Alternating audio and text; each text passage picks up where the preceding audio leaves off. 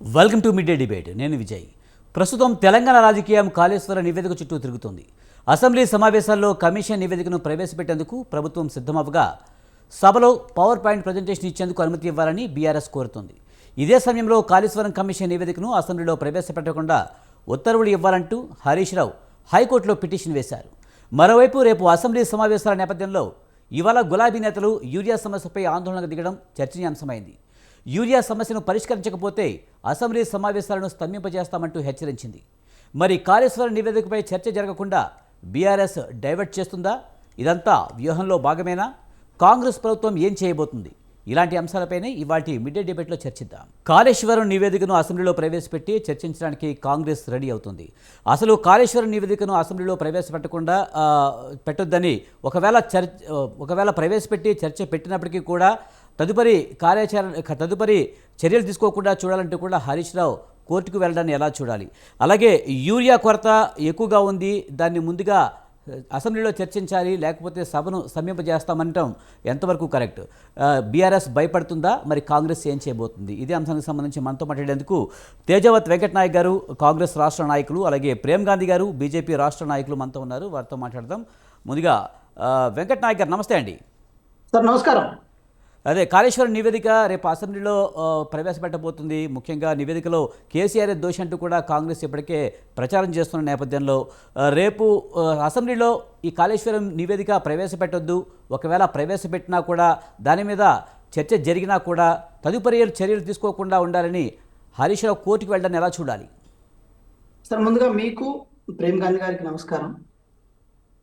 Kaleshwaram project సంబంధించిన course commission గారి report ఏదైతే పబ్లిక్ డొమైన్లో పెట్టడంతో పాటు అసెంబ్లీలో చర్చ జరగాలని అనుకున్నప్పుడు అప్పుడున్న ఇరిగేషన్ మంత్రి గారు, దాంతోపాటు మాజీ ముఖ్యమంత్రి గారు ఇద్దరు కలిసి హైకోర్టుకు పోయి ఏదో స్టే దీని మీద ఇప్పించే ప్రయత్నం చేస్తే దాని మీద స్టే ఇవ్వకుండా హైకోర్టు కూడా దీన్ని చర్చించవచ్చు అని చెప్పింది. సో ఇది జరిగిన పరిణామక్రమం.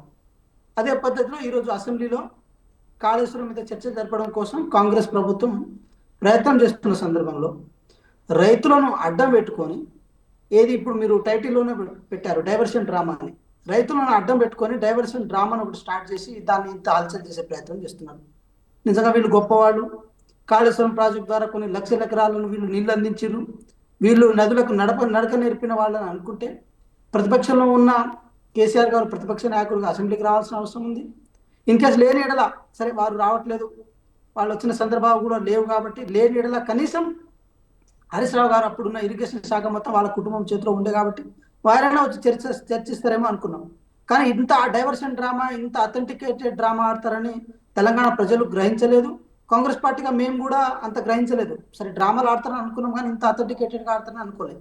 అయితే ఒకటైతే అర్థం చేసుకోవాల్సిన అవసరం ఉంది సార్. ఇప్పుడు మీరు చూడండి, కాళేశ్వరం సంబంధించిన ఏదైతే కాన్స్టిట్యూషన్ అంటే రాజ్యాంగబద్ధంగా ఒక కమిషన్ ఏర్పాటు చేసి ఆ కమిషన్ ద్వారా నిజాలు తెలుసుకొని అటు అధికారుల నుంచి అటు ప్రజాప్రతినిధుల నుంచి డేటా తీసుకున్న తర్వాత ఏదైతే విజిలెన్స్ అండ్ ఎన్ఫోర్స్మెంట్ డైరెక్టర్ కానీ, లేకపోతే నేషనల్ డ్యామ్ సేఫ్టీ అథారిటీ కానీ, లేకపోతే క్యాగ్ కానీ, ఇవన్నీ రిపోర్ట్లను బేరేజు వేసుకొని ఆ ప్రాజెక్టులో తప్పులు జరిగినాయని తెలుసుకున్న తర్వాత ఆ ప్రాజెక్టుల మీద ఆధారపడి ఉన్న వాళ్ళు అధికారులు ఎవరైతే ఉన్నారో వాళ్ళ పేర్లు కూడా ప్రస్తావించాల్సిన అవసరం లేదని అనుకుంటా.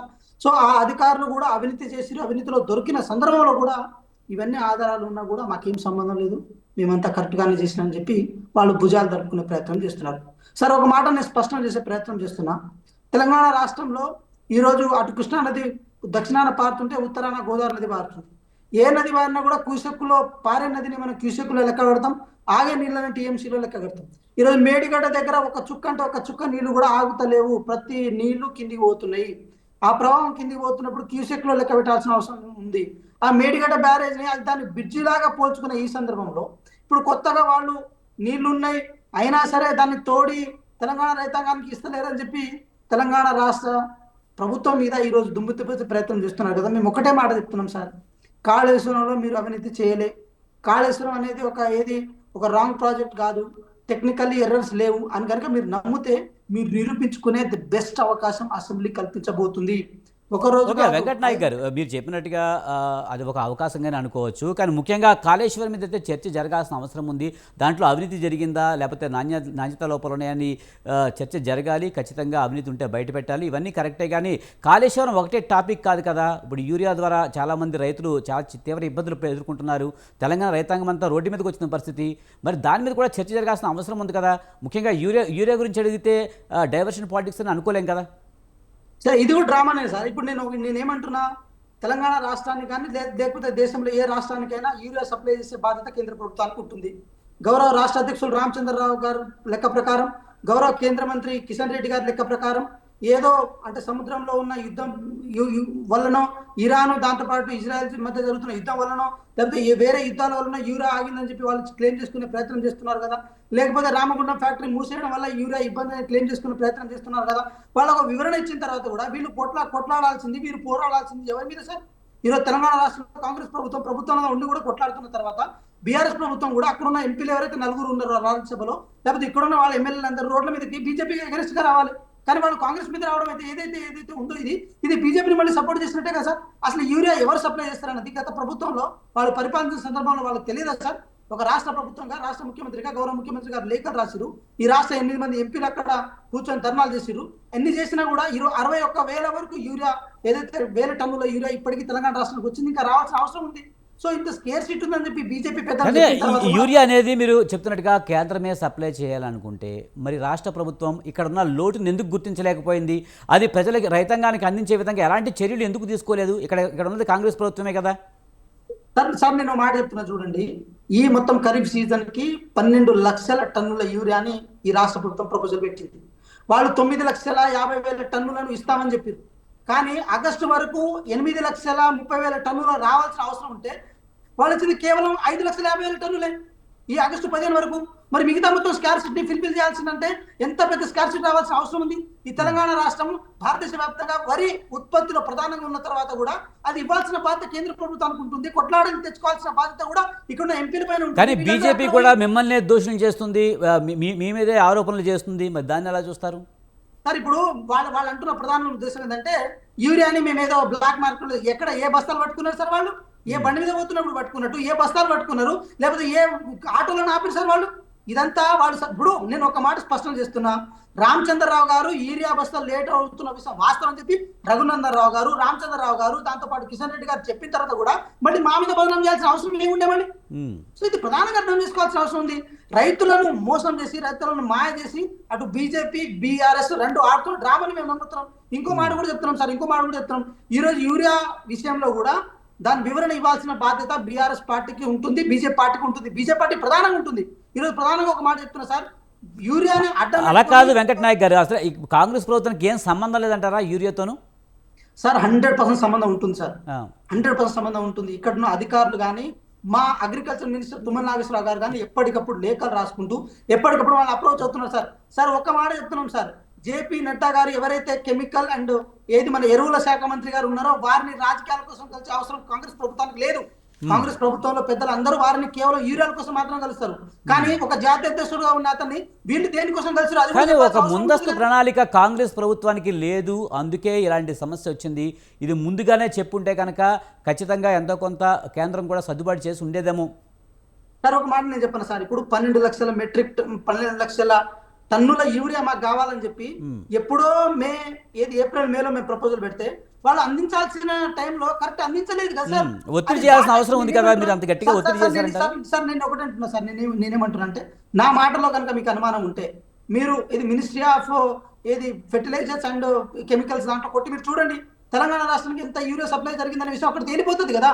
ఎంత అవసరం ఉంది, ఎంత పంపించడం తెలిపోతుంది. సో దానికి ఏం డౌట్లు ఉంటుంది? అంటే ఎక్కువగా బ్లాక్ మార్కెట్లోకి వెళ్తుంది. బ్లాక్ మార్కెట్ దందా కాంగ్రెస్ నాయకులే చేస్తున్నారని కేటీఆర్ ఆరోపిస్తున్నారు. సార్ ఒక మాట సార్ ఇప్పుడు వాళ్ళు చేసిన చరిత్ర ఉండే కాబట్టి వాళ్ళకి అలవాట్ల పొరపాట్లుగా చేసి ఉంటారు. కాంగ్రెస్ ప్రభుత్వానికి, కాంగ్రెస్ పార్టీకి అది అవసరమే లేని అంశం. ఒక మాట మేము రైతుల పక్షపాత ప్రభుత్వం కాబట్టి ఆ విషయంలో ఎక్కడికక్కడ చిత్తశుద్ధి ఉన్నాం. ఒక మాట మీకు చెప్పిన సార్, పార్లమెంట్ లో మా 2 రాజ్యసభ ఎంపీలు, 8 మంది పార్లమెంట్ ఎంపీలు కొట్లాడుతున్న సందర్భంలో ప్రియాంక గాంధీ గారు వచ్చి మద్దతు తెలిపిన తర్వాత, జేపీ నడ్డా గారు అపాయింట్మెంట్ తీసుకున్న తర్వాత 62,000 టన్నుల యూరియా తెలంగాణ రాష్ట్రం సప్లై అయింది సార్. అది మేము గొప్పగా క్లెయిమ్ చేసుకుంటున్నాం. సో ఎక్కడ బ్లాక్ మార్కెట్ దందా జరిగింది, ఏం జరిగిందో వాళ్ళు రిజూవ్ చేస్తే అయిపోతుంది. ఎందుకు బట్టగాది మీద చేయాల్సిన అవసరం ఏముండే? మేము ఒకటే చెప్తున్నాం, రైతుల పేరు మీద రాజకీయం చేయడానికి కాంగ్రెస్ ప్రభుత్వం సిద్ధం లేదు. వాళ్ళు కేవలం రైతుల పేరునే కనుక రాజకీయం చేయాల్సి వస్తే అది వేరే మార్గాన్ని వెతుకోమని చెప్పండి. వాళ్ళు దొంగతనాన్ని, ఏది బీఆర్ఎస్ పార్టీ చేస్తున్న దొంగతనాన్ని, బీఆర్ఎస్ పార్టీ చేస్తున్న అవినీతిని కప్పుపుచ్చుకోవడం కోసం రైతులను ఇబ్బంది పెట్టాల్సిన అవసరం ఏముండే సార్? స్పష్టం చేస్తున్నాం సార్. అదే బీఆర్ఎస్ 10 ఏళ్ళు ఉంది, 10 ఏళ్లలో ఈ యూరియా కొరత అనేది ఎప్పుడు రాలేదు. ఈ 10 ఏళ్ళ నుంచి రానిది ఇది వచ్చిన ఒక 1.5 ఇయర్లో ఎందుకు వచ్చిందని అడుగుతున్నారు. ముఖ్యంగా గతంలో కాంగ్రెస్లో ఉన్నప్పుడు చెప్పులైతే ఎలా అయితే లైన్లో పెట్టుకుని వెళ్ళేవారు, ఇప్పుడు అదే పరిస్థితి తీసుకొచ్చారు, వెనక్కి తీసుకువెళ్తుంది కాంగ్రెస్ ప్రభుత్వం అని చెప్తున్నారు. సార్ మీరు ఒకటి చెప్పండి సార్, మీరు ఒకటి చెప్పండి. ఈ తెలంగాణ రాష్ట్రంలో గత 10 సంవత్సరాల కాల పరిమితిలో మీరు ఎన్నో డిబేట్లు చేస్తుంటారు, తెలంగాణ రాష్ట్ర సమాజాన్ని చాలా దగ్గర ఉండి చూస్తుంటారు. ఏ రోజు యూరియా కోసం కష్టాలు జరగలేదా సార్? ఏ రోజు యూరియా కోసం వాళ్ళు నెలలో నిలబడిన సందర్భాలు లేవా? జరుగుతాయి ఖచ్చితంగా. చాలా చోట్ల మీరు అన్నట్టుగా యూరియా చాలా చోట్ల అన్ని ఉండకపోవచ్చు, ధర్నా చేసి ఉండొచ్చు, రాస్తారోకోలు చేసి ఉండొచ్చు. కానీ మొత్తం రాష్ట్ర వ్యాప్తంగా దొరకని పరిస్థితి ఇప్పుడు వచ్చిందని చెప్పి బీఆర్ఎస్ అంటుంది. విజయ్ గారు, నేనేమంటున్నా అంటే కేంద్ర ప్రభుత్వం కనుక సకాలంలో చెప్పిన లెక్క ప్రకారం కనుక యూరియా సప్లై చేసి ఉంటే ఈ సమస్య వచ్చేది కాదు. కేంద్ర ప్రభుత్వం సరఫరా చేయాల్సిన విషయం గతంలో పనిచేసిన ఏది అధికార పక్షానికి, ఇప్పుడు పనిచేస్తున్న ప్రతిపక్షానికి ఈ విషయం తెలుసు. తెలిసినా కూడా దాన్ని కేవలం రాజకీయాల కోసం బీజేపీని కార్నర్ చేయకుండా కేవలం కాంగ్రెస్ పార్టీని బదనాం చేయడం ఏదైతే ఉందో కేవలం పొలిటికల్ వెండేటాలో భాగంగా జరుగుతుందని చెప్పి మేము బలంగా నమ్ముతున్నాం సార్. ఇక ఇంతకంటే ఆధారం ఏంటి? రేపు కాళేశ్వరం మీద ఏది ఘోష్ గారి రిపోర్ట్ ప్రకారం మాట్లాడుతున్న సందర్భాల్లో ఇంత డైవర్షన్ జరుగుతుంది, దాన్ని ఇంతకంటే ఏం అర్థం చేసుకోవాల్సిన అవసరం సార్? రైట్ వెంకట గారు, ఇంక మాట్లాడదామండి. మనతో పాటు తాటికేల జయరాం గారు విశ్లేషకులు కూడా జాయిన్ అయ్యారు. ముందుగా అయితే ప్రేమ్ గాంధీ గారి దగ్గరికి వెళ్దాం. ప్రేమ్ గాంధీ గారు నమస్తే అండి. నమస్కారం సార్, కాళేశ్వరం నివేదిక అసెంబ్లీలో ప్రవేశపెట్టాలని కాంగ్రెస్ ప్రభుత్వం చూస్తుంటే కాదు ప్రవేశపెట్టొద్దని హరీష్ రావు కోర్టుకి వెళ్ళడాన్ని ఎలా చూడాలి? ముందుగా స్వతంత్ర టీవీ ప్రేక్షకులు అలాగే ప్యానల్ ఉన్నటువంటి వెంకట్ గారికి, జయరాం గారికి నమస్కారము. ఇక్కడ మనము వాళ్ళు వీళ్ళు మాట్లాడడం కాదు, జరిగిన విషయం మాట్లాడదాం. ఇలా అసలు నిజంగా కూడా అసెంబ్లీలో జరిగేటువంటి చర్చ అనగానే ఖచ్చితంగా కాళేశ్వరం సంబంధించిన అంశంలో బలంగా చర్చ జరుగుతుందని ఎక్స్పెక్ట్ చేసినాం. కానీ ఆ ఏదో కారణాలు, ఆ కారణాలు చూసి లాస్ట్ కు దాన్ని వాయిదా వేసి పక్కన పెట్టినట్టుగా పరిస్థితి. ఇలా మళ్ళీ మాట్లాడగా యూరియా మిత్రమా వెంకట్ గారు, మీరు గమనించాలి. అంటే ఇప్పుడు మేము ఎక్కడ కూడా ప్రస్తావించలేదు బ్లాక్ మార్కెట్ అని మేమనలే, బీఆర్ఎస్ అన్నది. బీజేపీ ఎక్కడ కూడా బ్లాక్ మార్కెట్ చేస్తున్నామని మేము ఎక్కడ ప్రస్తావించలే, మేము ఎక్కడ మాట్లాడలేదు. మాట్లాడింది బీఆర్ఎస్, అది అన్నది కేటీఆర్. అంటే ఇక్కడ మీరు గమనించాలి ఏంటంటే ప్రతిపక్ష హోదాలో వాళ్ళు ఏం మాట్లాడుతున్నారు, వీళ్ళు ఏం మాట్లాడుతున్నారు పూర్తి స్థాయిలో చేయాల్సిన అవసరం. బట్టగాలు చేస్తుంది మీ మీద బీఆర్ఎస్ వాళ్ళు, మేము కాదు, మేము ఎక్కడ కూడా మాట్లాడలేదు, మేము ఎక్కడ ప్రస్తావించలేదు. ఒకటే చెప్పినాము, ముందస్తు ఎంతవరకు చర్య ముందస్తు మాకు ఉన్నంత వరకు సమాచారం ఉన్నంత వరకు ఎంత ఇవ్వాలో అంత ఇచ్చినాం. ఇప్పటి వరకు యూరియా 60 మీరు అడిగిన దాంట్లో 63% ఇచ్చినాం. అంటే 37% మాత్రమే కొరత ఉంది. కానీ 37% కొరత రాష్ట్ర వ్యాప్తంగా ఉన్నటువంటి అనేక మంది రైతులు రోడ్డు మీదకి వచ్చేంత స్థాయికి వచ్చింది అంటే అది ప్రభుత్వ వైఫల్యం. ప్రభుత్వం ఎక్కడ ఏ స్థాయిలో చేస్తుంది, ఎక్కడ ఏం చేస్తుంది, ఎక్కడెక్కడ ఎంత తరలిపోతా ఉంది, ఏ జిల్లాలకు ఎంత పోతుంది అనే చూడాల్సిన బాధ్యత రాష్ట్ర ప్రభుత్వం మీద ఉంది. అది కాకుండా మాట్లాడడం అనేది సమంజసమైన విషయం కాదు. అయితే భారతీయ జనతా పార్టీ మాత్రం క్లియర్.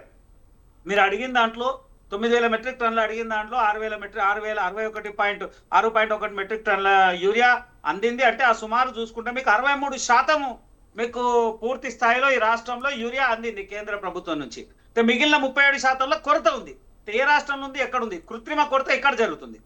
దాన్ని కూడా ప్రభుత్వమే చూడాలి. సరే ఎవరు మాట్లాడినా ఏం పట్టినా రాష్ట్ర ప్రభుత్వము విజిలెన్స్ దానికి సంబంధించిన డిఫరెంట్ శాఖలు ఉన్నాయి. ఆ శాఖలంతా కూడా పనితీరు చేసుకొని అక్కడ ఎక్కడ కృత్రిమ కొరత అవుతుంది, ఏ జిల్లాలకు ఇదైతా ఉంది, అసలు సమస్య ఎక్కడ వస్తుందని చూడాల్సినటువంటి బాధ్యత ఉంది. కానీ ఇలా జరిగిన విషయం మొత్తం కూడా అసెంబ్లీలో అసెంబ్లీలో వాయిదా పడ్డ తర్వాత పూర్తి చర్చని అసలు కాళేశ్వరం అనేటువంటి అంశమే లేకుండా యూరియా వైపు తిరిగిపోయింది మొత్తమే.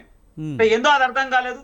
అయితే ఒకటే ప్రభుత్వంలో ఉన్నటువంటి కొంతమంది వ్యక్తులు, అంటే నేనైతే ఇప్పుడు అంటా ఉన్నా, పూర్తి స్థాయిగా భారతీయ జనతా పార్టీ ఒకటే ఆలోచించినాం, కాళేశ్వరం మీద కడిగి పారేస్తారు. రెండు ఉన్నటువంటి అధికార పార్టీ కాంగ్రెస్ కానీ బీఆర్ఎస్ కానీ ఏం మాట్లాడుతుంటారు, మా పాత్ర ఎంత, మేమెంత అనేది చూసేటువంటి ప్రయత్నం చేయాలని మేము అనుకుంటే పూర్తిగా యూటర్న్ అయిపోయింది. ఆ సబ్జెక్ట్ అంతా వేరుపోయింది, రాష్ట్రం మొత్తం వేరే సబ్జెక్ట్ మీదకి వెళ్ళిపోయింది. అట్లనే ఎమ్మెల్యేలు కూడా ఒక అధికారంగా ఉన్నటువంటి ఎమ్మెల్యేలు కూడా అవసరం లేకపోయినా యూరియా గురించి మేము వస్తున్నామని ఇక్కడ ధర్నా అక్కడ ధర్నా అని ధర్నా వరకు వెళ్ళిపోయినటువంటి పరిస్థితి ఉంది. అంటే ప్రజల్ని భయోందోళనమైనటువంటి వాతావరణంకి రెండు రాజకీయ పార్టీలు తీసుకుపోతా ఉన్నాయి.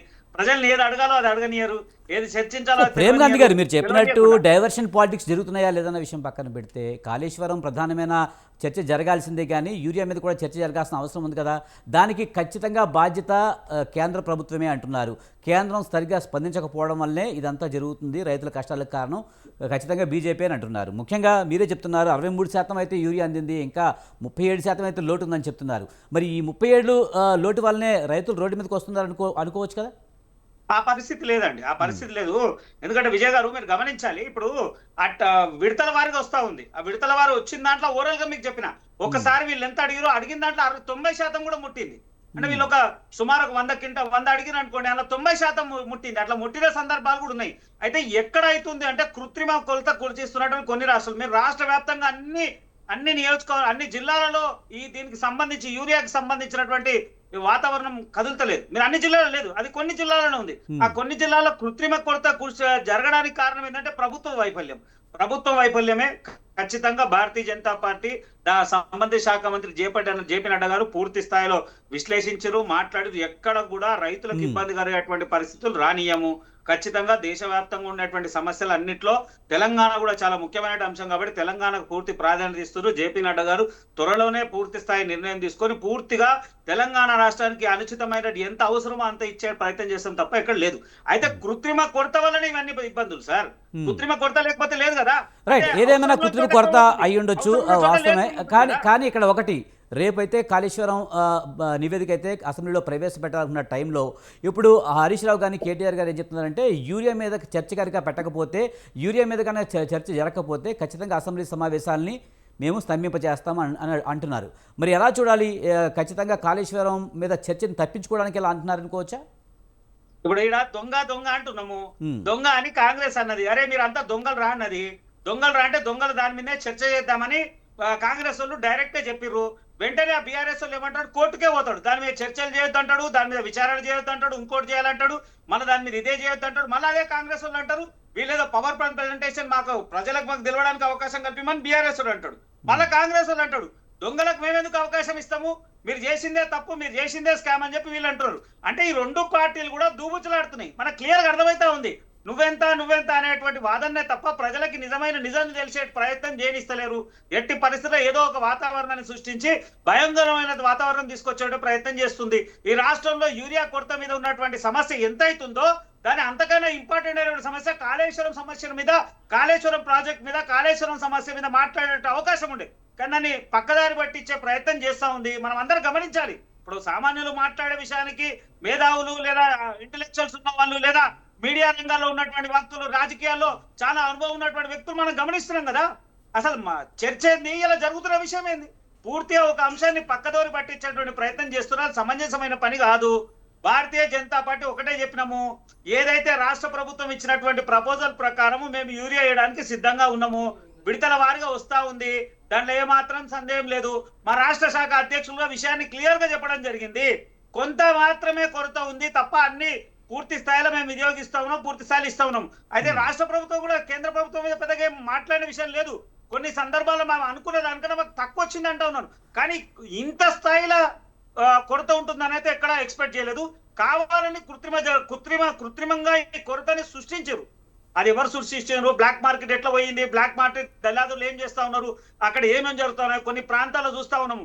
ఆధార్ కార్డులు చూపించి ఒక్కరికి 4 ఇంతలు అవసరం లేకపోయినా ఎక్కువ స్థాయిలో తీసుకుపోయారని, వాళ్ళ ఇన్ఫ్లుయెన్స్ యూజ్ చేసుకుని ఆయా రాజకీయ పార్టీలు చేస్తాయని అధికార పార్టీ ఉన్నటువంటి నాయకులు కొంతమంది చేసిన అక్కడక్కడ వింటా ఉన్నాం. అయితే కృత్రిమ కొరత వల్లనే కొంత ప్రమాదం జరిగేటువంటి ప్రమాదం ఉంది. అది ప్రభుత్వ వైఫల్యమే కదా, ప్రభుత్వం నిర్వాహకమే కదా. ప్రభుత్వం దీన్ని పూర్తి స్థాయి జాగ్రత్తలు చూడాల్సిన అవసరం ఉందా? ఖచ్చితంగా ప్రభుత్వం జరుగుతున్నటువంటి నిర్లక్ష్యం వల్లనే కొంత ఇది కృత్రిమ కొరత ఏర్పడ్డది. ఓకే, ఇప్పుడు రేపైతే ఖచ్చితంగా కాళేశ్వరం నివేదిక అయితే అసెంబ్లీలో చర్చకు వచ్చే అవకాశం ఉంది. ఈ నేపథ్యంలో మరి మొదటి నుంచి కూడా అటు బీజేపీ కానీ అటు కాంగ్రెస్ కానీ కేసీఆర్, హరీష్ రావు దోషులని చెప్తున్నారు. దాని మీద ఎన్నోసార్లు సభలలో మాట్లాడారు, లేకపోతే ప్రెస్ మీట్లు పెట్టి మరీ మాట్లాడారు. ఖచ్చితంగా కేసీఆర్ని అరెస్ట్ చేయాలంటూ కూడా రెండు పార్టీలు డిమాండ్ చేస్తూ ఉన్నాయి. రేపొద్దుట బీజేపీ స్టాండ్ అసెంబ్లీలో ఏ విధంగా ఉండే అవకాశం ఉంది? సరే, ఇప్పుడు మా పార్టీకి సంబంధించిన నాయకులు నిన్న ఎమ్మెల్యేలు అందరూ కూడా రాష్ట్ర అధ్యక్షుడి ఆధ్వర్యంలో పూర్తి స్థాయి సమాచారము మీటింగ్ నిర్వహించుకున్నారు. అసెంబ్లీలో జరిగేటువంటి చర్చలో వాళ్ళు ఎట్లా డిఫెన్స్ చేయాలి, దాన్ని ఏ అంశాలు మాట్లాడాలని ఖచ్చితంగా పార్టీ అంతర్గతంగా నిన్న మాట్లాడుకున్నట్టు నిన్న సమావేశం జరిగింది. కాబట్టి ఇలా పూర్తి స్థాయి దాని మీద లేదు. రేపు జరగబోయేటువంటి అసెంబ్లీలో తీర్మానం తీసుకున్న ప్రకారం ఎవరు ఏ స్టాండ్ తీసుకొని మాట్లాడతారు, ఏ క్వశ్చన్ మీద ఏం మాట్లాడతారు, భారతీయ జనతా పార్టీకి సంబంధించినటువంటి అక్కడ ఉన్నటువంటి శాసనసభ్యులు పూర్తి స్థాయిని దీన్ని నిలదీసేటువంటి ప్రయత్నం చేస్తారు. ఏం ఖచ్చితంగా ఒకటే చెప్తా ఉన్నాను, దోషుల్ని శిక్షించేటువంటి ప్రయత్నం చేయాలి. రెండు రాజకీయ పార్టీలు కూడా ఒకరినొకరి ప్రత్యక్షంగా బీజేపీ నమ్ముతుందా అందులో కేసీఆర్ హరీష్ రావు దోషులని బీజేపీ నమ్ముతుందా? ఇప్పుడు నమ్ముతుందా అంటే సార్, ఇప్పుడు ఆ ఘోష్ కమిటీ ఇచ్చినటువంటి నివేదికని, ఆ నివేదిక ద్వారా జరిగిన తప్పు జరిగిందని ఆ ప్రభుత్వం చెప్తుంది కదా సార్. చెప్పినప్పుడు నమ్మాల్సిన అవసరం ప్రభుత్వం చెప్పడం వేరే. ప్రేమ్ గాంధీ గారు, మీ బీజేపీ కూడా ఎన్నో సందర్భాల్లో బండి సంజయ్ దగ్గర నుంచి, కిషన్ రెడ్డి దగ్గర నుంచి, ఆఖరికి ప్రధానమంత్రి మోడీ కూడా కేసీఆర్కి ఇది ఏటీఎంలో అయిపోయిందని విమర్శించిన పరిస్థితే. మరి బీజేపీ స్టాండ్ అదే విధంగా రేపుతున్న అసెంబ్లీలో ఉండే అవకాశం కనిపిస్తుందా? ముమ్మాటికి ఉంటుంది సార్, దాంట్లో ఏమాత్రం సందేహం లేదు. అనేక సందర్భాలు చెప్పినాము, వీళ్ళు పదే డిపిఆర్లు మార్చడము, ప్రాజెక్ట్ అంచనాని పెంచుకుంటూ పోయి వీళ్ళు ఉన్నదానికన్నా ఒకటి తీసుకొని పోయారు. ఖచ్చితంగా అవినీతి జరిగింది. అది ఏ స్థాయిలో జరిగింది, ఎన్ని వేల కోట్లు జరిగింది, ఎట్లా జరిగింది, ఏం జరిగింది అంతా కూడా నివేదిక ద్వారా తెలవాల్సినటువంటి అవసరం ఉంది. ప్రజల్లో చర్చ పెడుతున్నారు. చర్చ పెట్టినాం. ఖచ్చితంగా భారతీయ జనతా పార్టీ ఎప్పుడైతే మేము మాట్లాడినామో కాళేశ్వరంలో అవినీతి జరిగినామో ఆ అవినీతి మీద ఖచ్చితంగా భారతీయ జనతా పార్టీ కట్టుబడి ఉంది. దాంట్లో ఏమాత్రం సందేహం ఖచ్చితంగా నిలదీస్తామండి.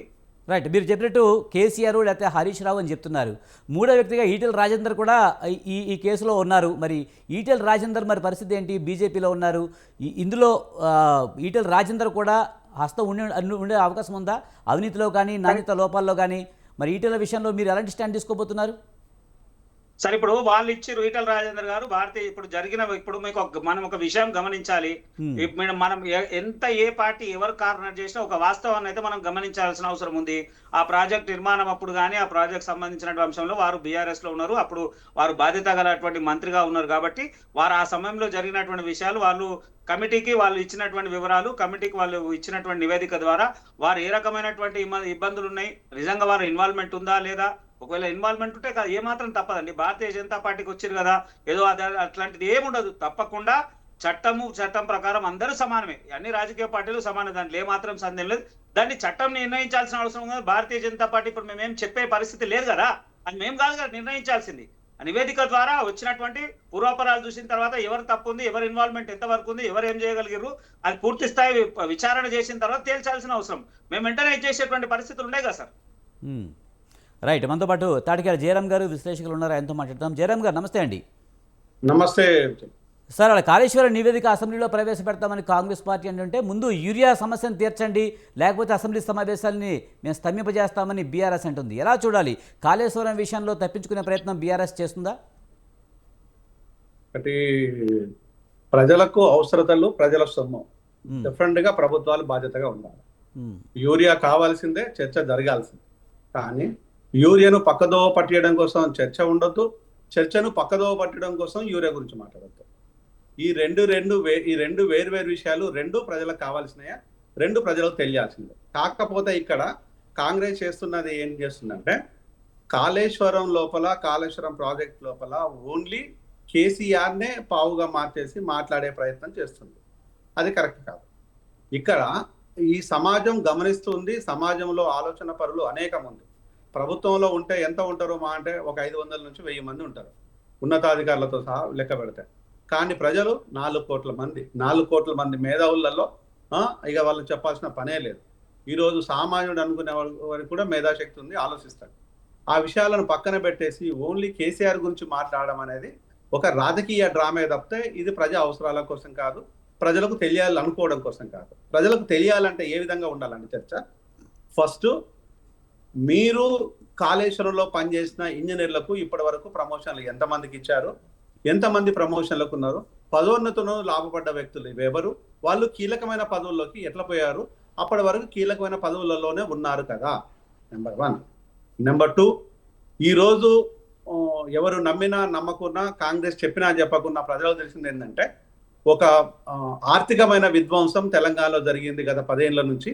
ఆ విధ్వంసాన్ని గమనిస్తూనే ఉన్నాము. కానీ ఈ 10 ఏళ్ల నుంచి రామకృష్ణ లేకపోయి ఉండొచ్చు, కానీ గత 5 ఏళ్ల నుంచి చీఫ్ సెక్రటరీగా ఉన్నాడు రామకృష్ణ కరసన్నల్లోనే ఈ విధ్వంసానికి భాగస్వాముడిగా ఉన్నాడు. ఆ రామకృష్ణకు ఫైనాన్షియల్ సెక్రటరీ నుంచి మీరు ఈ రోజు చీఫ్ సెక్రటరీ పదోన్నతి కల్పించేసి మళ్ళీ 7 నెలలు ఎక్స్టెన్షన్ చేశారు. నిన్న కాక మొన్న 7 నెలలు తన పదోన్నతి కాలాన్ని ఎక్స్టెన్షన్ చేశారు. ఇది ఎలా సాధ్యం?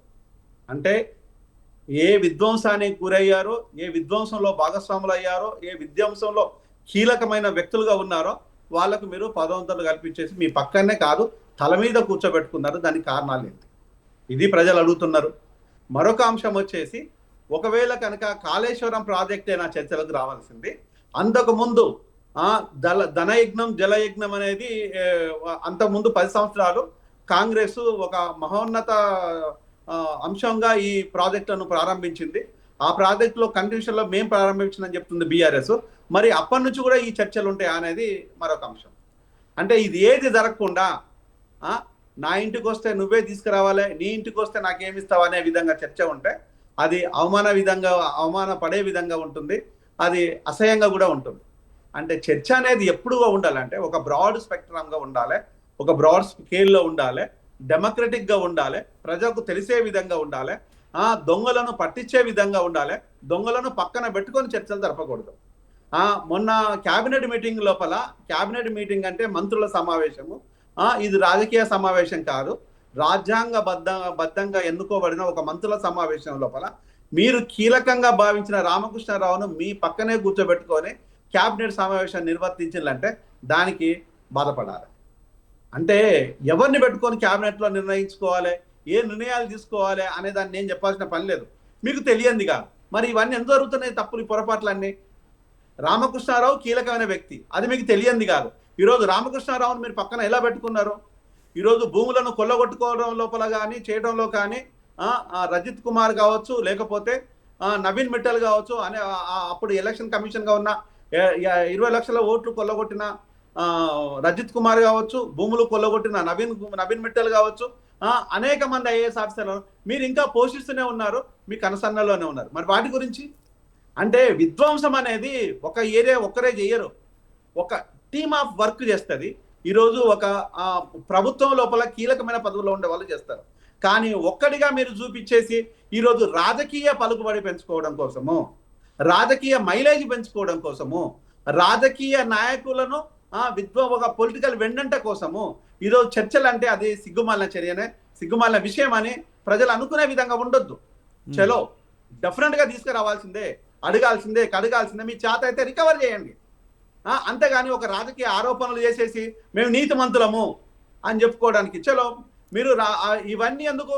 వెంటనే కేసులు ఫైల్ చేసి జైల్లో పెట్టడం వద్దన్నారా? ప్రజలు ఏమైనా వద్దన్నారా? ప్రజలు కోరుకుంటున్నారు. తప్పులు ఎవరు చేసిందో వాళ్ళని జైల్లో పంపిమని కోరుకుంటున్నారు. కానీ ఈ రోజు మీరేం చేస్తున్నారు?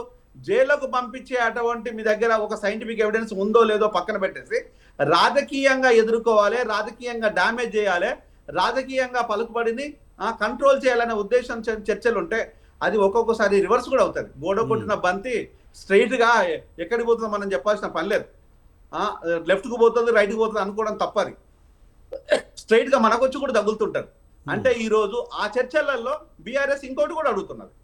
మీ చర్చలలో మేము పాల్గొంటాము, మీ పవర్ పాయింట్ ప్రజెంటేషన్ మేము యాక్సెప్ట్ చేస్తాము, మా పవర్ పాయింట్ ప్రజెంటేషన్ కూడా మీరు సమయాన్ని కేటాయించండి అంటే దానికి ప్రభుత్వం ఏం చెప్తుంది? ప్రభుత్వ ప్రతినిధులు ఏం చెప్తున్నారో, లేదు మీ కాలంలో మాకు ఇవ్వలేదు కదా, మేము ఇయ్యం. వాళ్ళ కాలంలో కాళేశ్వరం కూలిపోలేదు కదా ఇవ్వడానికి, వాళ్ళ కాలంలో అన్ని సక్రంగా ఉన్నాయని చెప్పింది కదా. ఇప్పుడు మనం కూలిపోయినామని చెప్తున్నాం కదా. కూలిపోవడం ఇక్కడ నుంచి చూసినా అక్కడ చూసినా కూలిపోయినాయి, నెరవేరు కనిపిస్తున్నాయి. దానికి అంశాలు ఏందో తెలియాలి కదా. అవును, ఇప్పుడు 1000 కోట్లు, 3 పిల్లలు 1000 కోట్లు వేసుకున్నా 3000 కోట్లు. ఆ 3000 కోట్లు ఎవరి జేబుల నుంచి వస్తాయి? హరీష్ రావు జేబుల నుంచి వస్తాయా? వాళ్ళు కేటీఆర్ జేబుల నుంచి వస్తాయా? కేసీఆర్ జేబుల నుంచి వస్తాయా? అది కవర్ చేయండి మీ చేత అయితే. రామకృష్ణరావు జేబుల నుంచి వస్తాయా? రామకృష్ణరావు ఎట్లా బిల్లులు పాస్ చేసిండు, అది కవర్ చేయండి. కానీ జయరాం గారు, ముఖ్యంగా ఇది పీసీ ఘోష్ కమిషన్ కాదు, పీసీసీ కమిషన్ అంటూ కూడా కేటీఆర్ కామెంట్ చేయడం జరిగింది. ముఖ్యంగా ప్రభుత్వానికి ఏం కావాలో ఆ కమిషన్ అదే ఇచ్చింది నివేదిక, అందులో నిజాలు లేవు, అన్ని అబద్ధాలే అని చెప్తుంది. దీన్ని ఎలా చూడాలి? నిజంగా కమిషన్లు నిజాయితీగా పనిచేయవా? ఏ కమిషన్ రిపోర్ట్లు ప్రభుత్వాలు వేసినా కూడా ప్రతిపక్షం అనే మాట సహజంగా అనే మాట. ఇలా కొత్తగా మనం విన్నది కాదు, కొత్తగా అన్నది కూడా కాదు. ఏది వేసినా కూడా అది పెద్ద దాని గురించి పెద్ద వరియాల్సిన పని లేదు. ఈరోజు కమిషన్ రిపోర్టు లోపల మీకు అంత శానిటీ ఉంటే, కమిషన్ రిపోర్టే చిరసా వహిస్తే, కమిషన్ రిపోర్టే ఈరోజు జడ్జిమెంట్ అనుకుంటే కోర్టులో వేయండి. కోర్టు తిరస్కరిస్తుందా? ఈ కమిషన్ రిపోర్ట్ లోపల అంత స్వచ్ఛత సైంటిఫిక్ ఉంటే కోర్టుకు పోగా వద్దన్న వాళ్ళు ఎవరు? కోర్టుకు వేయండి, సేమ్ టైం వచ్చి చర్చ పెట్టండి. చర్చ కావాలనుకున్నది బీఆర్ఎస్ఏ కదా. ఎన్నోసార్లు మేము కాళేశ్వరం మీద చర్చకు సిద్ధం, సవాల్ విసురుతున్నామని చెప్పి కేటీఆర్ డైరెక్ట్గా వెళ్ళి ప్రెస్ క్లబ్లో కూర్చున్నాడు. సీఎంకో కుర్చీ కూడా పెట్టేటప్పుడు ఆ టైంలో అది కేటీఆర్ అన్నది అదే చెప్తున్నాను నేను. రెండు విషయాలు చాలా క్లియర్ చెప్తాను. ఫస్ట్ గా మీరు కోర్టులో వేయండి, సెకండ్ గా వచ్చి చర్చ పెట్టండి. చర్చ పెట్టిన లోపల పవర్ పాయింట్ ప్రజెంటేషన్ ప్రభుత్వం ఇవ్వండి, పవర్ పాయింట్ ప్రజెంటేషన్ ప్రతిపక్షానికి అలౌ చేయండి. అప్పుడు ఎవరు తప్పులు చేస్తారో, ఎవరిది తప్పుల తడక అనే విషయాన్ని మనం అందరం కొంచెం కాకపోతే వీళ్ళంతా రేవంత్ రెడ్డి అంత గొప్ప బ్రెయిన్ లేకపోవచ్చు, కేసీఆర్ అంత గొప్ప బ్రెయిన్ లేకపోవచ్చు, ఒక సామాన్య బ్రెయిన్ ప్రజలకు ఉంది కదా. ఆలోచిస్తాం కదా మనం కూడా, ఇది ఎంతవరకు కరెక్టో ఎంతవరకు రాంగో. దాన్ని మీరు ఎందుకు తొక్కి పడుతున్నట్టు? వాళ్ళు అలౌ ఇప్పుడు మీరు చర్చ పెట్టంగానే బీఆర్ఎస్ ఎందుకు భయపడుతుంది, వాళ్ళు పవర్ ప్లాంట్ ప్రజెంటేషన్ అంటే కాంగ్రెస్ భయపడుతుంది. ఈ ఇద్దరి లోపల భయాలు ఎవరిని ఉద్దేశించేసి మీరు చర్చ అంటున్నారు, కాంగ్రెస్ బీఆర్ఎస్ వచ్చేసేమో కోర్టు అంటుంది. వాళ్ళు పవర్ ప్లాంట్ ప్రజెంటేషన్ అంటున్నారు, మీరు వచ్చేసేమో అలౌ చేయమంటున్నారు. అంటే ఇదంతా ఒక తప్పుల తడకలా కనిపించట్లా? అంటే ఈ రోజు ఎవరి స్కిన్ కాపాడుకోవడం కోసం వాళ్ళు డ్రామా ప్లే చేస్తున్నారు. రేపు అసెంబ్లీ పెట్టిన తర్వాత కాళేశ్వరం మీద చర్చ జరుగుతుందా, యూరియా మీద చర్చ జరుగుతుందంటే రెండింటి మీద చర్చ నామమాత్రంగానే తూతు మంత్రంగానే జరుగుతుందని అనిపిస్తుంది. ఎందుకంటే టైం కూడా చాలా తక్కువ ఉంది, 3 రోజులు మాత్రమే ఇచ్చినట్టున్నారు. ఇప్పుడు ఈ 3 రోజులలో ఉండే ప్రణాళిక నాకు సంబంధించినంత వరకు నాకున్న సమాచారం వేరే వరకు నాకు ఉన్నది కొంత సమాచారం ఉంది. ఈ రోజు కాళేశ్వరం ప్రాజెక్టు ఒకవేళ కనుక బలవంతపు రుద్దినా కూడా మొత్తం చర్చ అంతా పక్కదోవ పట్టిపోతుంది. పక్కదోవ పట్టిపోయింది కాబట్టి కాళేశ్వరం ప్రాజెక్టు వల్లనే జరిగింది అనేది వస్తుంది. ఆ ఛాయిస్ ప్రభుత్వానికి కనుక చిత్తశుద్ధి ఉన్నట్టు అయితే అది ఇవ్వకుండా ప్రభుత్వానికే సవాలు కాకుండా ప్రభుత్వమే మీరు ప్రజెంటేషన్ చెయ్యమని చెప్తే సమస్యనే లేదు కదా.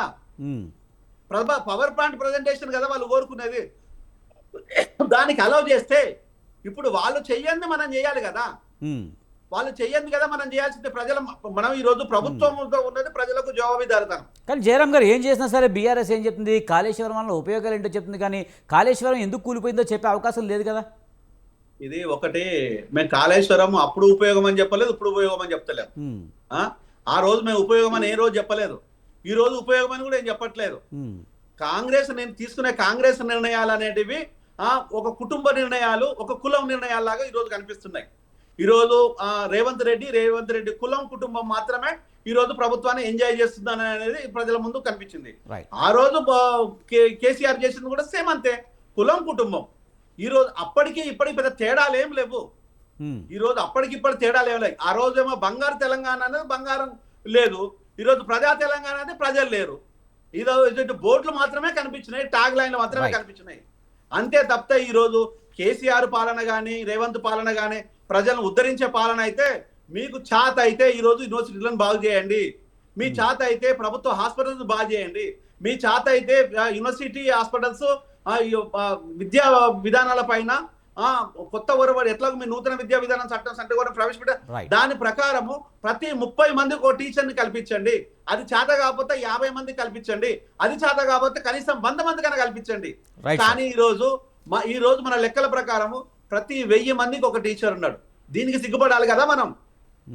ఈ రోజు ప్రతి 300 మందికి ఒక డాక్టర్ ఉండాల్సింది, ప్రతి 1800 మందికి ఒక డాక్టర్ ఉన్నాడు. దానికి కదా మనం సిగ్గుపడాల్సింది. అది ఏది పక్కన పెట్టేసి ప్రజలకు ఉపయోగపడేది పక్కన పెట్టేసి ఈ రోజు బీఆర్ఎస్ కాంగ్రెస్ ఆడుతున్న డ్రామా ఏదైతే ఉందో ఆ డ్రామా ఈ రోజు నిజంగా కూడా ప్రజలు చూసి అసహించుకునే విధంగా దయచేసి ఉండకుండా చూడండి. ఆలోచన విధంగా మనతో పాటు గౌతమ్ ప్రసాద్ గారు బీఆర్ఎస్ రాష్ట్ర నాయకులు మనతో జాయిన్ అయ్యారు. ఇరువైపులా ఒక నిమిషం విజయ్, ఇరువైపుల ప్రజెంటేషన్ ప్రజలు చూడాల్సిందే, ప్రజలకు తెలియాల్సిందే. రైట్, గౌతమ్ ప్రసాద్ గారు మీరు ఎలా చూస్తారు? కాళేశ్వరం నివేదిక అసెంబ్లీలో ప్రవేశపెడతాము, ఖచ్చితంగా ఇందులో దోషులు ఎవరో తెలుస్తాము, చర్చకు రాండి అని చెప్పి కాంగ్రెస్ అంటుంది. బీఆర్ఎస్ ఏమో ఇప్పుడు యూరియా కొరత మీద ప్రధానంగా దృష్టి సారించింది. యూరియా కొరత మీరు కనుక అసెంబ్లీలో చర్చించకపోతే మేము స్తంభింపజేస్తామని చెప్తుంది. ముఖ్యంగా కాళేశ్వరం విషయంలో తప్పించుకునే ప్రయత్నం చేస్తుందని అధికార పార్టీ అంటుంది.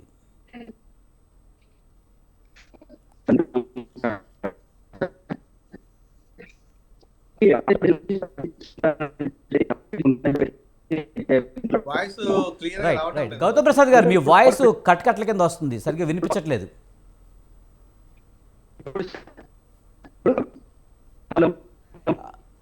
మీరు ఇయర్ బడ్స్ తీసేసి మాట్లాడండి ఒకసారి, మొత్తం కట్ అయిపోతుంది.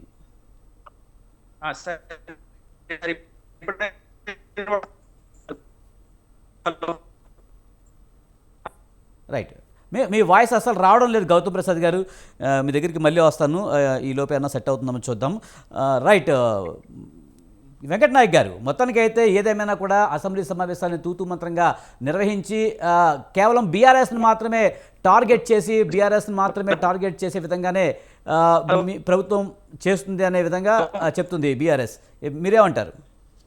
సార్, ఒక మాట ఏంటంటే బీఆర్ఎస్ ని టార్గెట్ చేయడం కోసం అసెంబ్లీని వాడుకునేంత సంకుచిత మనస్తత్వంతో కాంగ్రెస్ ప్రభుత్వం లేదు సార్. మీరు ప్రధానంగా అర్థం చేసుకోవాల్సిన విషయం ఒకటి, స్పష్టతనిచ్చే ప్రయత్నం చేస్తున్నాము. ఈ రోజు రాజ్యాంగబద్ధంగా నేను చెప్తున్నా సార్, మళ్ళీ రిపీటెడ్ చెప్తున్నా, రాజ్యాంగబద్ధంగా ఏది పీసీ ఘోష్ కమిషన్ ఏర్పాటు చేసి ఆ కమిషన్ ద్వారా వచ్చిన రిపోర్ట్ ని క్యాబినెట్ అప్రూవల్ చేసి ఆ క్యాబినెట్ అప్రూవల్ చేసిన రిపోర్ట్ ని అసెంబ్లీలో చర్చ జరిపి ఆ చర్చ ఏదైతే ఉందో తెలంగాణ ప్రజలకు తెలియజేయాల్సిన అవసరం ఉంది. ఇన్ కేసు ఈ విషయాన్ని గుట్టు చప్పుడు కాకుండా ముసుగులో కనుక చేస్తే మాత్రం 100% బీఆర్ఎస్ పార్టీ దీన్ని రాజకీయ కోణంలో కాంగ్రెస్ ప్రభుత్వం చేసిందని చెప్పి పట్టగాజు మీద ప్రయత్నం చేస్తారు.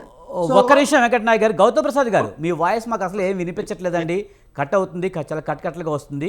మీరు ఒకసారి ఎగ్జిట్ అయ్యి మళ్ళీ జాయిన్ కాండి. రైట్, మీరు కంటిన్యూ చేయండి వెంకట్ నాయక్ గారు. సార్, అయితే సార్, ఇప్పుడు ఇంత కాన్స్టిట్యూషనల్ గా ఇంత సిస్టమాటిక్ గా ఒక అంశాన్ని తీసుకెళ్తున్నప్పుడు ఈ రాజ్యాంగబద్ధ అంశాన్ని దాన్ని కోఆపరేట్ చేయాల్సిన బాధ్యత ఒక ప్రతిపక్షానికి ఉంటుంది, ప్రతిపక్ష నాయకునికి ఉంటుంది. కానీ ప్రతిపక్ష నాయకునికి ప్రెజెన్స్ లేకుండా కేవలం ప్రతిపక్షాలు ఈ అంశాన్ని డైవర్షన్ చేసి యూరియా రూపంలో ఎట్లా తెచ్చే ప్రయత్నం చేసినాయి. సరే, యూరియా విషయంలో బీజేపీ కూడా ఒక వివరణ ఇచ్చింది. ఇదే డిబేట్ లో ప్రేమ్ గాంధీ అన్న ఒక విషయం చెప్పిండే, 62% యూరియా అందింది తెలంగాణ రాష్ట్రానికి చెప్పారు. అయితే ఒక మాట చెప్తున్నా సార్, నేను 62-63% అందిందని చెప్పారు కదా.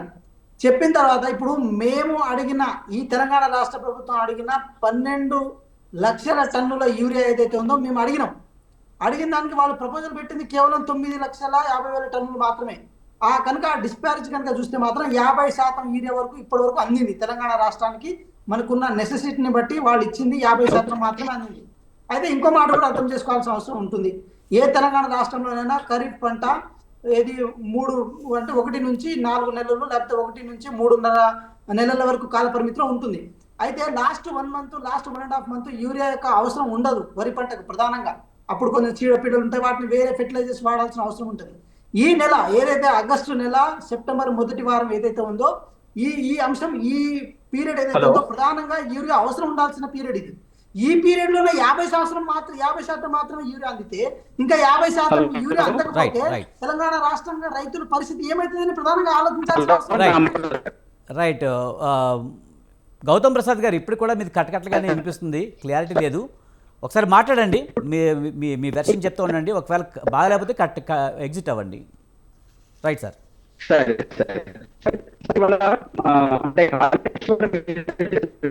లేదు సార్, లేదు మీది గౌతమ్ ప్రసాద్ గారు అస్సలు అవ్వట్లేదు. రైట్, వెంకట్ నాయక్ గారు, ముఖ్యంగా చూస్తే కనుక ఈ కమిషన్ నిజాయితీగా పనిచేస్తుందా అనేది అయితే ఇప్పుడు ఒక చర్చ జరుగుతుంది. ముఖ్యంగా ఈ కాళేశ్వరం కమిషన్ కాదు, ఇది పీసీ కమిషన్ కాదు, పీసీసీ కమిషన్. ఇది కాంగ్రెస్ ప్రభుత్వానికి ఏం కావాలో ఘోష్ ఇచ్చిన నివేదికలో అదే ఇచ్చారు, ప్రభుత్వానికి అనుకూలంగా పెట్టారనేది ఇటు బీఆర్ఎస్ చెప్తున్నమాట. సార్, ఇప్పుడు నేను ఏమంటున్నా, పీసీసీ కమిషన్ ఏదైతే ఉందో ఆల్రెడీ మిమ్మల్ని అధికారాన్ని దూరం చేయడంలో చాలా కీలకంగా పనిచేసింది. అధికారాన్ని మిమ్మల్ని దూరం చేసింది, మిమ్మల్ని ఫామ్ హౌస్ కే పరిమితం చేసింది. ఇది ఏది మన పినాకిని చంద్రఘోష్ గారు ఎవరైతే ఒక జడ్జి ఉన్నారో, ప్రధానంగా ఒక జడ్జి ఉన్నారో, ఆ జడ్జి రిప్యూటెడ్ జడ్జి ఉన్నారు, హైకోర్టు జడ్జి ఉన్నారు, వారి అధ్యక్షతన ఎవరైనా సరే సింగిల్ జడ్జి ఆ సిట్టింగ్ జడ్జితో విచారణ జరగాలి, ఏది మన డబుల్ బెంచ్ అంటే బెంచ్ ఇద్దరు వ్యక్తుల జడ్జిలతో విచారణ జరగాలని చెప్పి ఎవరైనా కోరుకుంటాం. రాజ్యాంగబద్ధ వ్యవస్థలో పనిచేసిన వ్యక్తుల యొక్క ఇంటిగ్రిటీ ఎక్కువ ఉంటుంది కాబట్టి వాళ్ళ యొక్క సలహాలు సూచన మనకు ఏదైనా జరగాలని కోరుకుంటాం. అయితే ఒకటి మనం అర్థం చేసుకోవాల్సిన అవసరం ఉంటుంది సార్. ఇప్పుడు మీరు చూడండి, తెలంగాణ రాష్ట్రంలో ఇంత పద్ధతి ప్రకారం పోయినా కూడా ఏది కేవలం ఈ అంశం మాత్రమే కాదు సార్, ఏది ఏమంటారు మనం కేవలం ఏది కాళేశ్వరం కమిషన్ అంశం మాత్రమే కాదు సార్. అదేవిధంగా మన ఏదైతే మన తెలంగాణ రాష్ట్రంలో ఏది విద్యుత్ కమిషన్ విషయంలో కూడా ప్రతిదీ రాజ్యాంగబద్ధంగా దాన్ని ఏర్పాటు చేసుకొని రాజ్యాంగబద్ధంగా దాంట్లో సక్సెస్ అయినాం. కాబట్టి ఒకటి అర్థం చేసుకోవాల్సిన విషయం, తెలంగాణ రాష్ట్ర ప్రభుత్వం కానీ, తెలంగాణ రాష్ట్ర ప్రజలు కానీ, బీఆర్ఎస్ పార్టీ కానీ, బీజేపీ కానీ ఎవరైనా సరే ఒకటి అర్థం చేసుకోవాల్సిన అవసరం ఉందంటే, కాళేశ్వరంలో పెట్టిన ప్రతి రూపాయి తెలంగాణ ప్రజల సొమ్ము. తెలంగాణ ప్రజల సొమ్ముకు జవాబుదారుగా ఉండాల్సిన బాధ్యత ఈ రాష్ట్ర ప్రభుత్వానికి ఉంటుంది. ఈ రాష్ట్ర ప్రభుత్వం ఉంటుంది కాబట్టి ఆ ప్రజాధనం ఎక్కడికి వెళ్ళింది, ఏ రూపంలో పోయింది, ఎట్లా పోయిందని చెప్పి బయటకు తెలియజేయాల్సిన బాధ్యత ఈ రాష్ట్ర ప్రభుత్వానికి ఉంటుంది. ఆ బాధ్యతను మేము చాలా క్రిస్టల్ క్లియర్గా, చాలా పద్ధతిగా, చాలా జవాబుదారిగా ఆ బాధ్యతను మేము నిర్వర్తిస్తున్నాం. ఈ బాధ్యత విషయంలో వాళ్ళు కనుక కోఆపరేట్ చేస్తే తెలంగాణ రాష్ట్రానికి, ఈ రాష్ట్ర ఖజానాకి మనం జవాబుదారిగా ఉన్నట్టు అర్థమవుతుంది. లేదు దీన్ని డైవర్షన్ వేలో కనుక మేము తీసుకెళ్దాం అనుకుంటే 100% ఈ తెలంగాణ రాష్ట్ర ఖజానాని అడ్డంగా బుక్కి పక్కదారి పట్టిందని చెప్పి ఈజీగా ఎలిగేషన్ చేయడానికి కాంగ్రెస్ పార్టీ కానీ, ప్రజలు కానీ, తెలంగాణ రాష్ట్ర రైతాంగం కానీ వెంకటనాయక్ గారు మీరు చెప్పినట్టే నిజంగానే ఇప్పుడు కాళేశ్వరం మీద చర్చ చేస్తారు. మళ్ళీ ఇంతకు ముందు అడుగుతున్నాను, మీరు యూరియా కూడా సమస్య కనుక అసెంబ్లీ సమావేశాన్ని పొడిగించే ఛాన్స్ ఉందా? ఒకవేళ మీరు నిజంగా చిత్తశుద్ధి ఉంటే కనుక ముందు కాళేశ్వరం మీద చర్చ చేద్దాం, తర్వాత యూరియా మీద చర్చ చేద్దామనే ఏదైనా ప్రపోజల్ పెట్టే అవకాశం ఉందా? సరే, ఇప్పుడు వాళ్ళు ఇప్పటికే మేము అసెంబ్లీని వాకౌట్ చేస్తానంటున్నారు. ఒక మాట నేను క్లియర్ కట్గా అడుగుతున్నా సార్. ఇక్కడ బీజేపీ పెద్దలు ఉన్నారు, అనలిస్ట్ గారు పెద్దలు ఉన్నారు, గౌతమ్ ప్రసాద్ ఉన్నారు, వాళ్ళు క్రిస్టల్ క్లియర్ గా చెప్తున్నా, యూరియా అనేది కేంద్రం సబ్జెక్ట్ అయినప్పుడు అసెంబ్లీలో చర్చ చేయడానికి ఏదైతే ఉందో ఇది ఒక సమస్య, దాని పరిష్కారం దిశగా వెళ్ళాలి. కానీ కాళేశ్వరం అనేది అంతకంటే పెద్ద సమస్య కాబట్టి దాని మీద పరిష్కారం చేస్తున్నప్పుడు రెండు చర్చించాల్సిన అవసరం ఉందనేది కానీ ఒక పాయింట్. సరే వెంకటనాయక్ గారు మీరు మాట్లాడతారు కానీ గౌతమ్ ప్రసాద్ గారు జాయిన్ అయ్యారు. సరే ఒక్క నిమిషం, గౌతమ్ ప్రసాద్ గారు సార్ మీ వెర్షన్ చెప్పండి. సార్ ఇప్పుడు ఓకేనా? ఓకే సార్, ఇవాళ కాళేశ్వరం ప్రాజెక్టు మీద మాట్లాడుతున్న వాళ్ళు, అదేవిధంగా ఈరోజు అసెంబ్లీలో కాళేశ్వరం మీదనే ప్రత్యేకంగా చర్చ పెట్టాలనుకునే వాళ్ళు ఎందుకు పవర్ పాయింట్ ప్రజెంటేషన్ని మాకు అలౌ చేయట్లేదు? ఇప్పుడు ఏదైతే వాళ్ళు ఇప్పుడు అసెంబ్లీలో అధికార పక్షం నుంచి, ప్రతిపక్షం నుంచి, రెండు వైపుల నుంచి చర్చ ఉంటుంది, వాళ్ళ ప్రశ్న ఉంటుంది, మా సమాధానం ఉంటుంది. వాళ్ళు పవర్ పాయింట్ ప్రజెంటేషన్ నుంచి ఏదైతే ప్రశ్న వేస్తున్నారో మేము అదే పవర్ పాయింట్ ప్రజెంటేషన్ నుంచి మేము సమాధానం ఇవ్వదలుచుకున్నాం. దాంట్లో తప్పేముంది? ఎందుకు అవకాశం ఇవ్వట్లేదు? ఈరోజు ప్రజలకు నిజాలు చెప్పాల్సిన మీడియా కానీ, మేధావులు కానీ ఎందుకు నిజాలు చెప్పట్లేదు? మేధావులు ముఖ్యంగా, మీడియా ముఖ్యంగా ఈరోజు ప్రధానంగా సమాజంలో ఒక బాధ్యతాయుతమైన పాత్ర పోషించే దాంట్లో కాళేశ్వరం కూలిపోయిందని చెప్పేసి మేధావులు మాట్లాడుతున్నారు, రాజకీయాలు మాట్లాడుకునే వాళ్ళు వేరండి. నేను అంటుంది ఏంటంటే మీడియా కానీ, రాజకీయ నాయకులు కానీ వేరు. మేము ఒకళ్ళ మీద ఒకళ్ళు బురద చల్లుకోవటము అది రాజకీయాలకు అది కామనే. కానీ మేధావులు అనే వాళ్ళు ఎందుకు కళ్ళు మూసుకుపోయి ఉన్నారు? ఈరోజు కాళేశ్వరం వలన ఉపయోగం లేదని చెప్పి మాట్లాడే మేధావులు, సూడో మేధావులు ఎవరైతే ఉన్నారో ఆ సూడో మేధావులకు ఆనాడు కాళేశ్వరం కట్టకన్నా ముందు ఎన్ని లక్షల ఎకరాలు సాగులోకి వచ్చింది, ఎన్ని లక్షల ఎకరాలు సాగులో ఉంది, కాళేశ్వరం అందుబాటులోకి వచ్చిన తర్వాత ఎన్ని లక్షల ఎకరాలు సాగులోకి వచ్చింది, ఇది మేం చెప్తున్నది కాదండి. అసెంబ్లీలో అధికార పక్షమే 20,97,238 ఎకరాలు సాగులోకి వచ్చిందని అసెంబ్లీ సాక్షిగా కాంగ్రెస్ ప్రభుత్వమే అనౌన్స్ చేసింది. కొత్త ఆయకట్టు స్థిరీకరణ ఎంత, అదేవిధంగా కొత్తగా ఎన్ని లక్షల ఎకరాలు సాగులోకి వచ్చినాయని కాళేశ్వరం ద్వారా అని చెప్పేసి క్లియర్ కట్ గా ప్రభుత్వం ఇచ్చిన లెక్కల్లో ఉంది. ఈ ప్రభుత్వానికి వాళ్ళ ఇంజనీర్స్ ఇచ్చిన లెక్కలు ఉన్నాయి. ఎందుకు ఈరోజు మీడియా కానీ, అదేవిధంగా మేధావులు కానీ ఇటువంటి పక్కదోవ పట్టించే పాత్ర పోషిస్తున్నారు? నేను ప్రధానంగా అడుగుతున్నది వాళ్లకు. ఇంకో రెండో విషయం, మన కాళేశ్వరం కట్టకన్నా ముందు ఈ రాష్ట్రంలో రైతులు వాడే యూరియా లెక్కెంత తెలుసా? 7 నుంచి 8 లక్షల మెట్రిక్ టన్నులు. ఆ తర్వాత ఎంత వాడినో తెలుసా? 68 లక్షల మెట్రిక్ టన్నులు, సారీ 28 లక్షల మెట్రిక్ టన్నులు, 28 లక్షల మెట్రిక్ టన్నులు. ఇది నేను చెప్తున్న లెక్క కాదు, ఇది వ్యవసాయ శాఖ చెప్తున్న లెక్క. ప్రభుత్వం దగ్గర లెక్కలుంటే ఇప్పుడు కాంగ్రెస్ పార్టీ వాళ్ళని కానీ, ఇక్కడ కూర్చున్న మేధావులు కానీ, లేకపోతే ప్రతిపక్షాలు కానీ, మీకు ఏ మాత్రం చిత్తశుద్ధి ఉన్నా ఈ తెలంగాణ రైతుల మీద, ఈ తెలంగాణ ప్రజల మీద ఏ మాత్రం మీకు రెస్పెక్ట్ ఉన్నా కానీ ఖచ్చితంగా దాని లెక్కలు తీసుకోండి. అవునా కాదా తెలిసిపోతుంది. ఒకప్పుడు పండిన పంట ఎంత? 28 లక్షల మెట్రిక్ టన్నులు పండితే ఈ రోజు 68 లక్షల మెట్రిక్ టన్నులు పండలేదా? ఇదే మేధావులను అడుగుతున్నాను, ఇదే మీడియా వాళ్ళని అడుగుతున్నాను. ఇదే మీడియా కూడా కూలిపోయింది కదా కాళేశ్వరం అని చెప్పేసి మాట్లాడుతున్నారు కదా, కూలిపోయింది అని చెప్పేసి మీరు రియల్ రిపోర్ట్ తీసుకొచ్చినరా? ఇదే మీడియాని నేను అడుగుతున్నా. రియల్ రిపోర్ట్, 2 పిల్లర్లు కుంగినాయండి, 29 లక్షల క్యూసెక్కుల వాటర్ వచ్చింది. గౌతమ్ ప్రసాద్ గారు మీ పిల్లర్లు కుంగడం వాస్తవం కాదా? వాస్తవం. మరి అటువంటప్పుడు కుంగిపోయినాయి అని చెప్పడంలో మీడియా తప్పుగా చెప్పినట్టు ఎక్కడ అవుతుంది? మీడియా ఎప్పుడు కూడా కూలిపోయిందని ఎక్కడా చెప్పలేదు, కేవలం కుంగిందని మాత్రమే చెప్పాయి. సార్ వినండి ప్లీజ్. మీరు 2 పిల్లర్లు కుంగిన మాట వాస్తవం, 3వ పిల్లరు స్మాల్ గా కొద్దిగా దెబ్బతిన్న మాట వాస్తవం. 29 లక్షల క్యూసెక్ల నీళ్లు ఈ దెబ్బతిన్న మాట వాస్తవం. సరే అండి వెంకటనాయక్ గారు ఒక నిమిషం. సార్ నేను మాట్లాడుతున్నా. ఒకవేళ నిజంగా సార్ మేము మేడిగడ్డ కట్టలేదు సార్, మేము కాళేశ్వరం కూలిపోయింది సార్, మేడిగడ్డ కట్టలేదు, మేడిగడ్డ కూలిపోయింది. మీలాంటి మేధావులు కూడా ఇలాంటి అబద్ధాలు ప్రచారాలు చేస్తారని మేము అనుకోలేదు. సార్ మీరు కాంగ్రెస్ నాయకుడిని ఆపమని చెప్పండి. వెంకటనాయక్ గారు పంట ఎట్లా పండిందో చెప్పమనండి. అదే 2014 కంటే ముందు ఇదే కాంగ్రెస్ పార్టీ ఉంది, ఇదే వెంకటనాయక్ గారు ఒక్క నిమిషం మీరు మాట్లాడుతారు కానీ ఒక్క నిమిషం. ఇది మేమంటున్నది కాదు, ప్రభుత్వం ఇచ్చిన లెక్కనే కదా, ఇది ప్రభుత్వం ఇచ్చిన లెక్కనే కదా, ప్రస్తుతం ఉన్న లెక్కనే కదా. ఒకటి మాట్లాడతారు, అసెంబ్లీలో ఒకటి మాట్లాడతారు. ఇప్పుడు అసెంబ్లీలోనేమో నిజాలు మాట్లాడతారు, బయటకు వచ్చేమో అబద్ధాలు మాట్లాడతారు. మొత్తం కూడా బయటకు వస్తే అబద్ధాలు మాట్లాడారు. మరి అసెంబ్లీలో గౌతమ్ ప్రసాద్ గారు టైం తక్కువ ఉంది. గౌతమ్ ప్రసాద్ గారు, నిన్న మల్లన్న సాగర్ కు గానీ రంగనాయకమ్మ సాగర్ కు గానీ కాళేశ్వరం కూలిపోతే నీళ్లు ఎట్లా వదిలినరు? ఎల్లంపల్లి నుంచి వదిలినరు. నీళ్లు ఇదే మేధావులు చెప్పాలి, ఇదే మీడియా చెప్పాలి, ఇదే పార్టీ చెప్పాలి. ఇదే మేధావులు ఎక్కడి నుంచి వచ్చినాయి? గండమల ఎందుకు ఓపెన్ చేసిందండి? గౌతమ్ ప్రసాద్ గారు వెంకటనాయక్ గారు ఒక్క నిమిషం, మనకి టైం తక్కువ ఉంది. జయరామ్ గారు మీరు చెప్పండి.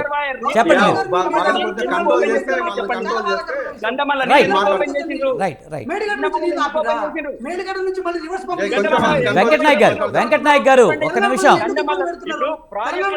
గౌతమ్ ప్రసాద్ గారు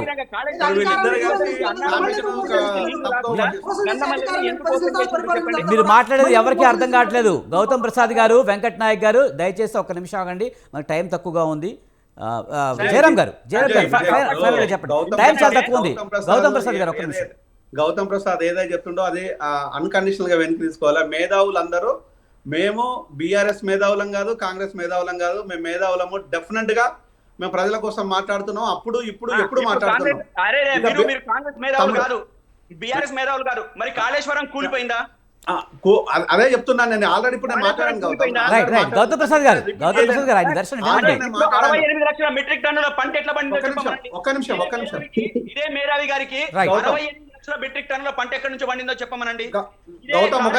రాని నీళ్లు అదే కాళేశ్వరం మల్లన్న సాగర్ కి ఎక్కడి నుంచి వచ్చినాయి? రంగనాయక సాగర్ నీళ్లు ఎక్కడి నుంచి వచ్చినాయి?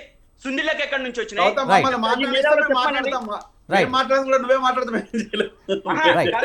మీరు నిజంగా కాంగ్రెస్ మేధావులు కాకపోతే, మీరు నిజంగా కాంగ్రెస్ పార్టీ కండువా కప్పుకోకుండా మాట్లాడకపోతే కాళేశ్వరం ప్రాజెక్టు నీళ్లు రాకుండా మల్లన్న సాగర్ కి ఎక్కడి నుంచి వచ్చినాయో చెప్పండి. 7 లక్షల మెట్రిక్ టన్నుల యూరియా ఇంతకు ముందు అవసరమైంది కదా సార్, ఇది వాస్తవం చూడండి. లేదా జయరామ్ గారు కంటిన్యూ చేయండి. గౌతమ్ ప్రసాద్ గారు ఒక్క నిమిషం. ఎక్కడి నుంచి అయినాయి? గౌతమ్ మమ్మల్ని యూరియా వాడకం మాట్లాడిస్తే చూడండి సార్, 28 లక్షల మెట్రిక్ గౌతమ్ టన్నుల నన్ను వాడకం మాట్లాడిస్తే పెరిగిందండి మాట్లాడతాను. ఆఫ్టర్ కాళేశ్వరం కట్టిన తర్వాత. అవునా కదా, మీరు లెక్కలు తీయండి. రైట్ రైట్ మీరు అడిగిన క్వశ్చన్స్ కే జయరాం గారు సమాధానం చెప్తారు. రైట్ జయరాం గారు. చెప్పండి. ఒకటి, మీరిద్దరు సైలెంట్ గా ఉంటే గౌతమ్కి అర్థం కావాల్సింది ఏంటంటే ఇప్పటి వరకు నేను మాట్లాడింది ఒకసారి రిపీట్ చేసుకొని విని మళ్ళీ ఇంకో డిస్కషన్ కలుద్దాం గౌతమ్. జయరామన్న, నాకు ఎలాంటి నేను అభ్యంతరం లేదు. మీ మాటలు విన్నాను. మీరు మీ మాటలు విన్న తర్వాత నువ్వు వింటే మీరు ఇందాక ఏం మాట్లాడతావు గౌతమ్. రైట్ గౌతమ్ ప్రసాద్ గారు ఒక్క నిమిషం ఆయన మాట్లాడండి. మాట్లాడిందో తెలుసా? నువ్వు- కాళేశ్వరం కూలిపోయింది. నీ కోసం నేను మాట్లాడను గౌతమ్, నీ కోసమో కేసీఆర్ కోసమో రేవంత్ కోసం మీరు మా వెంకట్ కోసం కోసం మాట్లాడండి. మాట్లాడను. ప్రజల కోసం మాట్లాడండి. నేను అదే నేను అంటున్నా. మీకోసం నేను మాట్లాడను. కాంగ్రెస్ పార్టీ, ఇదిగో BJP, BRS, మేము ఇట్లా రాజకీయాల్లో ఇట్లా మాట్లాడితే నేను మాట్లాడలేకనా? మేధావులు మాత్రం ప్రజల నేను కోసం రైట్ మాట్లాడాలి. గౌతమ్ ప్రసాద్ గారు కరెక్ట్ కాదు, అది కరెక్ట్ కాదు. ఆయన మాట్లాడండి, నేను ఆయన మాట్లాడిన తర్వాత మీరు మాట్లాడదురు కానీ. రైట్ కాళేశ్వరం నేను కూలిపోయిన మీ తర్వాత ఇద్దరికి ఏం రెస్పెక్ట్ మాట్లాడతారు ఇస్తున్నాను చెప్పండి. కాబట్టి మీరు ఎక్కువ మాట్లాడుతున్నారు. కాదు, కాళేశ్వరం కూలిపోయింది అన్న తర్వాత ఏం మాట్లాడతారు అది వదిలేయి, ఇక అది వదిలేయి. ఒక్క నిమిషం కాళేశ్వరం వదిలేస్తే నన్ను కూలిపోయింది అని చెప్పి మాట్లాడిన తర్వాత నన్ను ఏం మాట్లాడనివ్వు, మాట్లాడతారు చెప్పండి. నన్ను మాట్లాడని మరి గౌతమ్. నీళ్ళు ఎక్కడి నుంచి వచ్చినాయి? నన్ను ప్రతి మాట్లాడనివ్వు ఇంటికి నీళ్ళు, ఫస్ట్. తాగునీళ్ళు ఎక్కడి నుంచి వచ్చినాయి? కానీ అదేవిధంగా నేను మాట్లాడిగా. నీళ్ళు ఎక్కడి నుంచి వచ్చినాయి? విజయ్ అదేవిధంగా మాట్లాడి గౌతమ్ ప్రసాద్ గారు గౌతమ్ ప్రసాద్ గారు వినిపిస్తుందా? ఇదే బీజేపీ ప్రభుత్వానికి మేము కాళ్ళ వేళ్ళబడి యూరియాని ఎట్లా తెచ్చినాం? ఆ రోజు ఏ రకంగా తెచ్చినాం? అరే బీజేపీతో మాట్లాడి తెచ్చినాం కదా మేము. మరి 28 లక్షల మెట్రిక్ టన్నులు ఎక్కడి నుంచి వచ్చినాయి చెప్పండి? పంట పండకుండా ఉంటే రైట్ తిన్నారా? మీరు అడిగిన అన్ని క్వశ్చన్స్ కి జయరాం గారు సమాధానం చెప్పడానికి రెడీగా ఉన్నారు. యూరియా ఒక్క తిన్నారా? నిమిషం జనాలు ఏమన్నా యూరియా మీరు తిన్నారా? వినండి ఎంత పంటలు చేసే యూరియానే మీరు- కదా? పంటలు గౌతమ్ చేసే ప్రసాద్ గారు యూరియా, గౌతమ్ ప్రసాద్ గారు ఆ? మీరు ఇలా కరెక్ట్ కాదు. మాట్లాడివ్వండి జయరాం గారు, మీరు మాట్లాడండి. మీరు ఒక్క నిమిషం ఏమంటున్నారంటే, ఇదే మీడియా, ఇప్పుడు మీడియా కూడా మీరు కాళేశ్వరంకు పోదాం పదండి. ఖచ్చితంగా మరోసారి మనం వెళ్దాం. మీరు కూడా ఏం మాట్లాడుతున్నారు? కాళేశ్వరం మీరు న్యూట్రల్ పాత్ర పోషించాల్సిన మీడియా, ఇక్కడ నిజాలు ప్రజలకు చెప్పాల్సిన మీడియా అందులోనూ స్వతంత్ర టీవీ ఖచ్చితంగా న్యూట్రల్ గానే ఉంటుంది. 10 సార్లు చెప్తే నిజమని నమ్మి Right. కబుర్లో ఉన్నావు కదా, నువ్వు మాట చెప్తున్నా వినండి. గౌతమ్ ప్రసాద్ నాకు స్ట్రైట్ క్వశ్చన్ అడుగుతున్నా. Right. గౌతమ్ ప్రసాద్ నాకు straight right question Venkat Nayak గారు అడుగుతున్నా.